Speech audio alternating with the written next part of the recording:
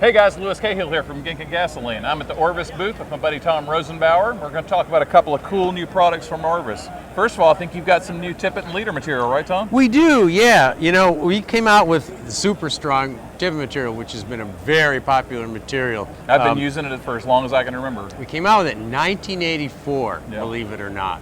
And we look every year, we look at different tippet formulations and we test them. And we finally, after, I don't know, what is it? I can't do the math, but it's a long time. Yeah, that's been 20 years. Yeah, it's a long time. We finally found a tippet material that we felt was better than super strong. Now, there's difference in the way we test tip materials. We don't test materials by the dry tensile strength. This is what you always see on a tippet spool is the dry tensile strength. Right. We always test our tippets by wet knot strength. And I think a lot of guys don't understand there's a difference. Nylon material absorbs water and it loses strength when it absorbs water. Right. For instance, and when it's knotted, right? When it's knotted. Of course. So for instance, the 4X, I know the 4X material in this new stuff, on the spool, the dry tensile is about the same as the old super strong 4X, the strength. But when we do a soaked, improved clinch knot, it's 45% stronger than the old stuff. That's huge. So yeah, you know, we want to have the best material out there. We want it to have the best wet knot strength. So sometimes it may not seem that strong as labeled on the spool, but it's going to have wet knot strength. And I love that about Orvis. I know you guys have a lab there and you test things. You're scientific about it. Yeah. You're technical, and you're also honest about what you find out. And I think that's huge. That's important. Yeah. Another aspect of this tippet is that it has very low elongation. The nylon tippet has some stretch in it, but this has very low elongation. And when a tippet stretches, when it elongates, it never fully goes back.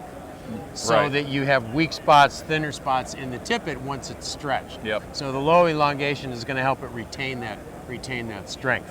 And this stuff, there's a kind of a story behind the diameter on this tippet too, right?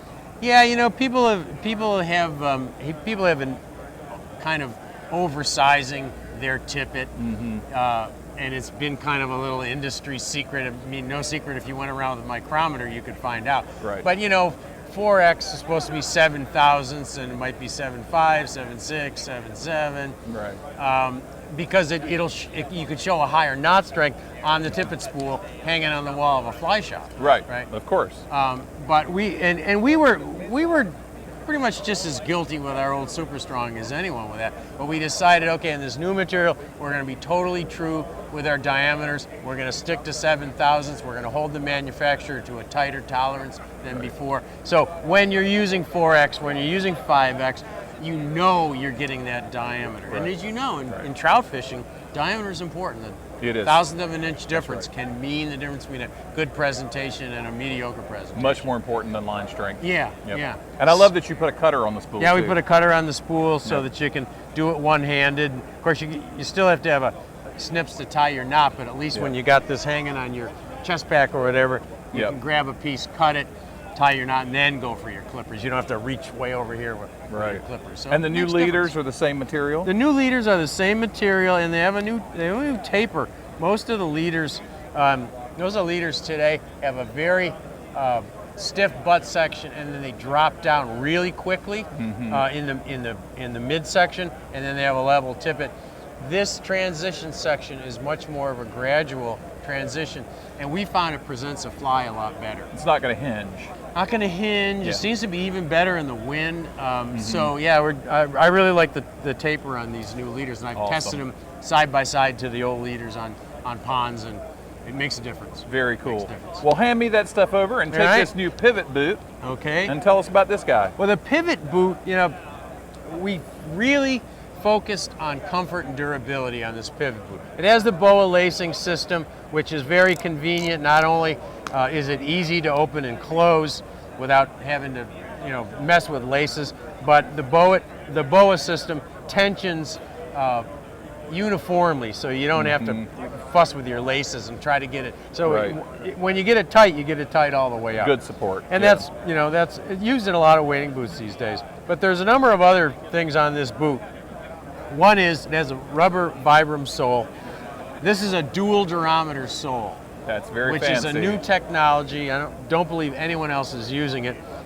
The Vibram under the foot is the Ida Grip sticky Vibram rubber, and the outer dual durometer just means two densities of rubber, two hardnesses. You of can rubber. really feel the difference. Yeah, big difference. the outer rubber is a much harder rubber, so that you get more durability around the edges of the sole, and you still get the support of the sticky rubber under the sole. Nice. And then also the cleats go in random directions because your foot just doesn't slip this way. It slips that way, it slips that way, it slips at all angles. So Yep. the random orientation of these helps that. Rubber's the best sole on dry rock, on walking to the stream, on moss, on clay, sand, silt, snow. Slippery rocks, I'd still give the edge to felt, but Yep. with studs, this is going to be equal to felt. Right. And you can put Orvis studs in here. You can put studs by other manufacturers in here. Right. So you can stud it. And if you're worried about invasive species and transporting ick, and this is a good sole for that. Rubber helps a little bit, but invasive species can get in here too. I mean, how Yeah, much true. of it? It's part of the issue, but it's not. You still got to clean, inspect, and dry. Still your gotta rig. clean your boots. Still got to Yeah. do it. And then the durability features.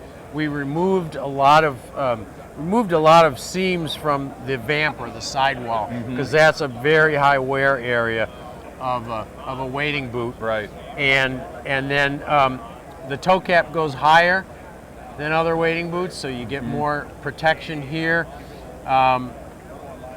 There's a rocker sole, so that this is more like a hiking boot. It's more comfortable to wade in. And the midsole and the PVC plate are actually heat formed to conform to that rocker sole, which gives you a better glue bond, which means there's going to be less chance of that sole separating from the boot later on. This thing does seem pretty bomb-proof. I mean, even like the little ring here for your gravel guards is super beefy. Everything about that boot just looks like it's going to last. Yeah, and there's a dual density midsole, which gives you both stiffness and comfort, and then it's 3mm foam all the way around, so it's a super, super comfortable boot. Easy That's to awesome. tighten. It's Comfort is not something you always get in a wading boot. So, no, it's not. No, it's not. Those of us who are tired of coming home at the end of the day with our feet aching. Yeah, that's and these gonna be a these nice are thing. super comfortable. Well, great, Tom. Thanks for taking the time. All right, Louis, talking us thank through you this for coming stuff. by. Awesome stuff. All right. You guys stay tuned to Gink and Gasoline for more from IFTD 2015. Did Seinberg make it into the? Did he photobomb us? He did not make us into the front. What happened? Did you see Steve Seinberg photobombed you while you were doing that? He tried to. Oh, I didn't even see him. He didn't.